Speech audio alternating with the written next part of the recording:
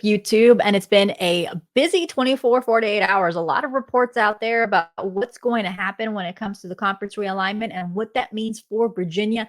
So, we're going to break some facts down with 24/7 Sports national college football writer Brandon Marcello. He joins the show as we talk about what actually happens behind the scenes when it comes to the realignment and also what it means for Virginia. But before we get going, why don't you go ahead and subscribe to the YouTube channel and click on the bell so that you're notified whenever there's a new video.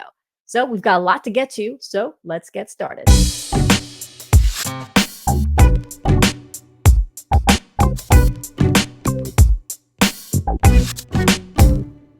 Hi, everyone, and welcome to a special good old podcast. I'm Jackie Franchuli for Wahoo's 24/7, and we have a special guest here, Brandon Marcello, a national college football writer for 24/7 Sports. Brandon, thank you so much for joining us. Yeah, no problem.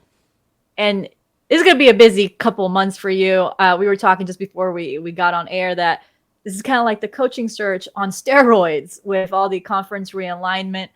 What is the biggest thing that you've been hearing right now when it comes to conference expansions, realignment? What is the big thing? I think a lot of people are kind of sitting there thinking, hey, let's wait and see what Notre Dame's going to do. But the thing is Notre Dame doesn't really feel like it has to do anything, and it's not in a rush to do anything as far as whether they should join a conference or show interest in joining a conference. And whether that's the Big Ten or ACC, I think is really not necessarily the issue here. The issue is, does Notre Dame even feel the need to join one? One, it's got to be financially beneficial, of course, but secondly, it's got to be competitively beneficial for them. And I do think that things could become clearer with that, but not as quickly as everybody thinks. I think by like next summer, maybe this seems more clear for Notre Dame. But again, we're kind of putting our ears down to the ground, and we're listening from rumblings, not necessarily from conference offices, but from programs, from board of regents, from board members, school presidents, because that's where this all starts. It's never really the conferences themselves reaching out to schools when it comes to realignment or an expansion. It's usually the schools. I mean, OU in Texas, for example, that all started with them. And then they went to the SEC, of course. It didn't start with the SEC. USC, UCLA, same exact thing. But again, there's always those informal back channel discussions that happen. Like, think of it like back in high school when someone's like passing notes around to people going, hey, do you like my friend? Well, they like you. And then finally they strike up a conversation, a week later in person. So yeah, that's kind of how this is. It's almost like high school note exchanges. But again, how quickly things will start going. I think everybody keeps saying that Notre Dame is the one everybody's waiting on. Well, if that's the case, you're going to be waiting quite some time, at least probably another year. And the reason why I say that, just to be real quick with that, the college football playoff, of course, hasn't been settled as far as what the format's going to look like. But the previous format that was up for a vote would have locked Notre Dame out of a first round bye, even if it was the number one seed, because it's not a member of a conference. Now, if that remains the case and the other conferences continue to push that to kind of pressure Notre Dame maybe into, well, see, now you should join a conference, that's not going to be the ultimate thing that pushes them over, but it could be a factor. And Mark Keenum, the chairman of the college football playoff board that's getting this all together, told me that they hope to have a format in place and approved by next May, if not before, which sounds like a far way away, but now it's 10 months away. It's short time in the college landscape. But the eyes really should be on those four Pac-12 South teams, because those are the programs that are going to be potentially on the move before anybody else. And once that starts happening, that's when you'll see more dominoes fall. And there has been some very, very informal discussions in the back channels among those schools with the Big 12 as far as what the possibilities could look like there. But the Pac-12 has asked those schools to stand pat, let us kind of work through things and what we're trying to do. Everybody's seen the reports of how the Pac-12 is trying to do some type of relationship with the ACC where they would share some game inventory, create some new tournaments and all this and other sports. and have a postseason championship in football. But that's all very, you hear the term loose relationship. This is very loose as far as Yeah, planning. I gentleman mean, handshake, right? yeah. I looked him in the eye, and we had a gentleman say, "I trust these guys," and then it's broken up. That alliance so Rest silly, in peace, the alliance.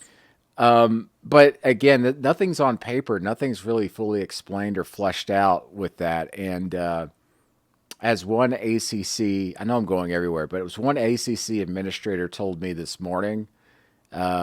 It's a less than beneficial idea for the ACC, and they don't see how that ever really gets off the ground. So the Pac-12 has asked those four schools to kind of remain pat, stand pat, let us work this out, see what we can do, and then present it to you.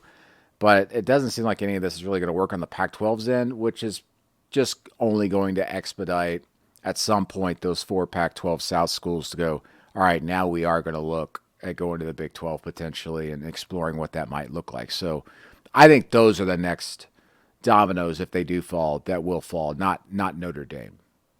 And, you kind of already brushed on the ACC and, through talking to our sources, we have heard that some programs are just going through the back channel, like you said, passing notes to kind of see how things are going. And we have heard Virginia's name among some of this conversation about kind of just seeing the interest among other conferences. When you look at the ACC and where things stand right now, do you feel like there's a sense of urgency too on the ACC side? I know there's that grant, of rights that's holding them back a little bit till 2036. But do you feel like there's a sense of urgency when you talk to these ACC officials?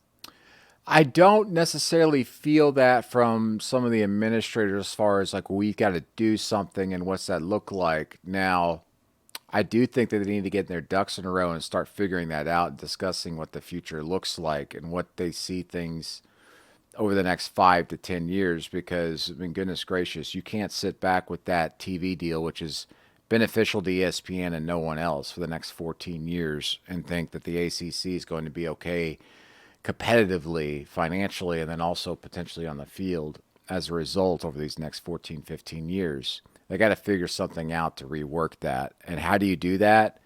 Is it expansion?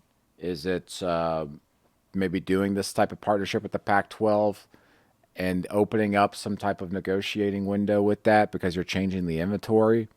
There's a lot of possibilities here that, again, are so loose and not even on paper that it's just being discussed. And remember, we're just over a week removed from It's only been a week. UCLA. Yeah, from UCLA and USC joining the Big Ten. So the idea that anything could be really on paper and really fully fleshed out is kind of crazy, even though we feel like it should be. But if I was the ACC and I was Jim Phillips, I'd be going around trying to feel what the confidence level is among the membership. And then also I'd be very direct with Florida State, Clemson, Miami, and others, just like, are you guys looking to get out? And if so, what's going to stop you if you're trying to? And the other issue is that would the SEC be interested in some of these schools if they were to reach out? And again, a lot of this stuff gets stopped before it ever sees the light of day because, again, it goes through these unofficial, informal back channels where so and so knows a buddy in the SEC office, floated to them that we're thinking about partnering up with this school and presenting ourselves to the SEC, and the SEC might be like, it just doesn't fit our plans, and then that never gets started, even through an official discussion. But Yeah, because you mentioned something. They have to partner with a school. They can't just say we're interested. They have to kind of get a partner to come in. That's the best way to go about it, unless you're, say, a just absolute no-brainer addition. Because, listen, they got to keep even numbers, usually, in these conferences. And so the SEC, that's kind of how they like to do things. You're going to have to add 2 schools, or you're going to have to add a school and then try to figure out another school to add later.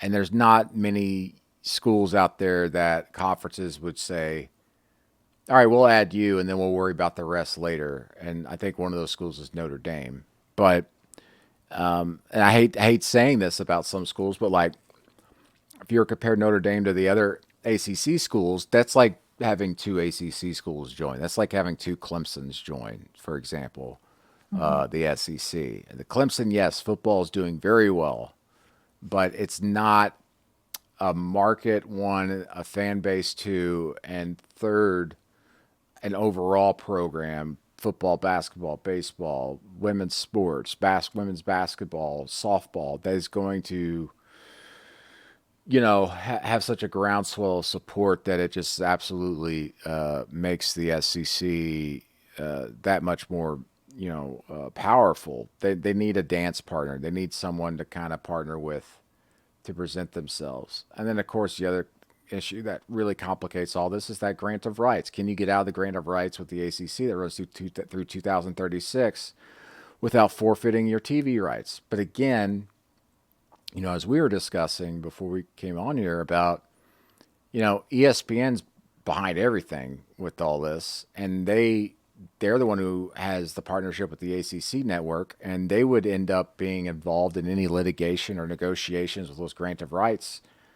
And the ESPN has a exclusive relationship with the SEC. The SEC Right. doesn't gonna is not gonna have any other broadcast partners here starting in the next couple of years other than the ESPN. So this could all be worked out. I think that the idea that the grant of rights would stand in the way, it would only stand in the way if it's not beneficial for ESPN.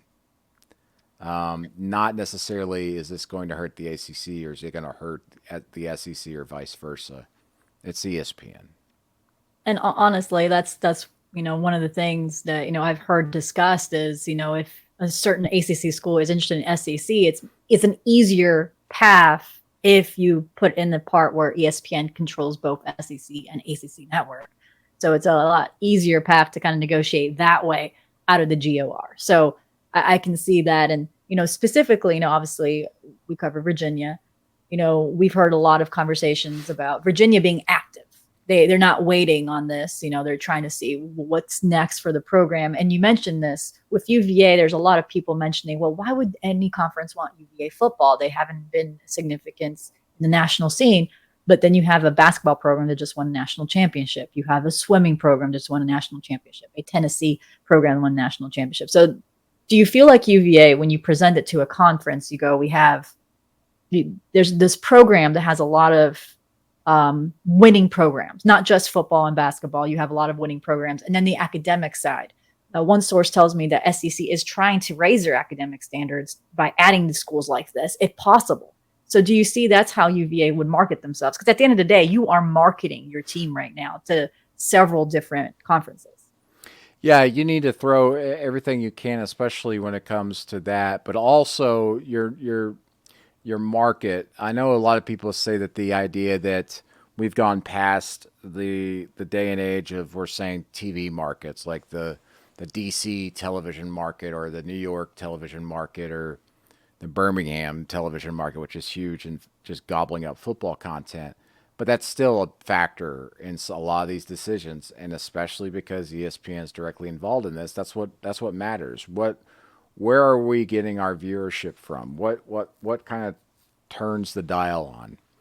And I think, like, for a program like, for just school like Virginia, you can lean into that, but again, you got to have a very attractive dancing partner for the SEC to really kind of open their eyes to everything. And who would Like that let's say be? like UNC would probably be a prime Yes. candidate for a dance Yeah. partner. North Carolina, most definitely. And I don't know if Virginia fans would like hearing this, but Virginia Tech. Virginia Tech is a school that the SEC has been interested in the past because of the market. And they've had a relationship there. That if Virginia Tech were to show some type of interest along with another school, I think the SEC would consider that seriously. But again, I think that we're kind of in a window right now where a lot of programs are exploring their options. I would be shocked if your university is in the ACC right now, or even the Big 12 or the Pac 12, obviously. if you have a board of regents or meeting of anything like that, a board of directors meeting coming up in the next month, I guarantee you they will take an executive session at some point to discuss the possibility of joining another conference and leaving the conference they're in right now. That's already happening. I mean, it happened this week at a couple of universities behind Mhm. closed doors. And those Right. executive sessions are closed to the public, and the reason for it is because they're discussing, private matters they don't want out there without making an actual decision. And that's not necessarily to say that's how these things start, but it's always behind closed doors where things won't get leaked out. And right now, that's where we're at. We're in this. It's almost like a brainstorming session for Which all is these why these schools. all these leaks are coming out of, because before it was all very quiet because there was only a select few schools doing this. So it wasn't going to be in public consumption, but you're Yeah, seeing these leaks happening. But it's probably because it's just you hear this person from a third person to this person. yeah. It's a lot of informal discussions amongst themselves, and a lot of these universities never take action with it, and or for that matter, obviously go public with it. But even privately, when things don't leak, most of these schools will not go after everything. And again, we're in a space now, I would think, here over the next month or so, where you're just going to have a lot of schools discussing things like, what should we be looking at this? What are we looking at? What are the legalities of it? And then from there, a chancellor and then like a very small circle would start formulating a plan of how to present themselves to a conference. This doesn't happen overnight. For example, the USC UCLA move, that happened quickly, but not within a week or two. That happened over a little over a month, where they started sparking that conversation informally, and then they started discussing things formally with the Big Ten and how they would go about doing this. And that did not happen overnight, but in the really general, in the sense of things, it did. And that big of a move with that moving pieces to do so in less than 2 months is substantial. So even if a school, say a Virginia, were to try and partner up with a North Carolina, I don't think they would even start to begin like any formal discussions or anything like that behind closed doors for like a month or so, because that takes time to formulate. Oh, these media days are going to be fun, aren't they? Yeah, I was talking to a buddy of mine, like how, media days can be boring at times, but I enjoy them because we actually get to talk football. But there's not going to be a lot of football talk once again. It's going to be people. You're going to see administrators being chased down left and right at these things, and the administrators are never the central focus of these media days, but they will be this year. And man, I would, Jim Phillips and co. I hope you've got a really good, and I know he does. He has a very good media team around him, and I hope that they're well prepared, because they're going to be just peppered with all kinds of questions and hypotheticals that are going to just, it's going to be crazy. And here we were just mourning that we're going to have no coastal chaos. That was our big thing this year. And then, 2 days later, the big news broke about USC and UCLA. So a lot can change in 24, 48 hours. Yeah, and listen, those rumblings about USC and UCLA, we've been hearing them for, I'm back in May. I'm not tooting my own horn, but back in May, I said on one of our shows, The Block on 24/7 Sports HQ, that I said, hey, if things could lead to USC looking to try and leave the Pac-12, and I was floating the idea that USC could even look at the SEC, depending on what was going on at the time with the Pac-12. This was May 26th, and I think one West Coast reporter was all like, "Oh, SEC bias coming through there, 24/7 Sports." There's rumbling. Now, the USC's administration wasn't very happy with the Pac-12 even then, and listen, we if you pay attention, it's very clear that certain programs are much more willing to listen and try to put themselves out there. And sure enough, a little over a month later, USC is going to the Big Ten. So finally, I know you said this is not going to happen overnight, but in the big picture, do you think we're just going to be going through this two big super conferences at the end of the day. And whatever the ACC does or the Big 12 does or the Pac-10 does, it's just a Band-Aid to that until we get to that point. Possibly. I think we're in the era of super conferences now anyway, because the conferences that really matter in the long run are going to be the Big Ten and the SEC because they're going to be winning the most national championships as far as football. But that doesn't mean that it's going to dilute what we see every year in college basketball. I think everybody kind of gets just super hyper focused on college football and believes that's the only thing that matters. It's not. I mean, we're not going to sit there in college basketball season and go, oh, the SEC and Big Ten, that's the only teams that matter here. I mean, you've watched the basketball tournament. That's by far not the case. But when it comes to football, yeah. I mean, the Pac-12 has been shut out of the playoff for 6 years, and that'll probably continue this year. The ACC has really only been kept afloat in the playoff race by Clemson, and it took a half step back last year.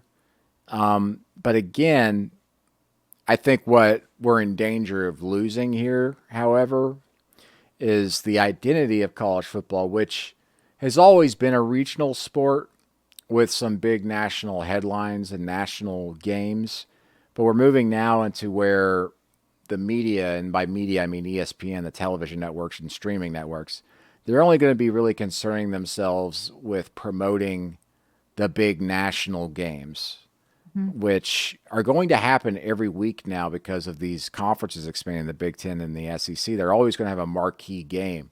But those are the ones that are going to be pushed. And then the others, they're just going to unload every other game on their other networks, ESPN Plus and everything, and they're just not going to promote them.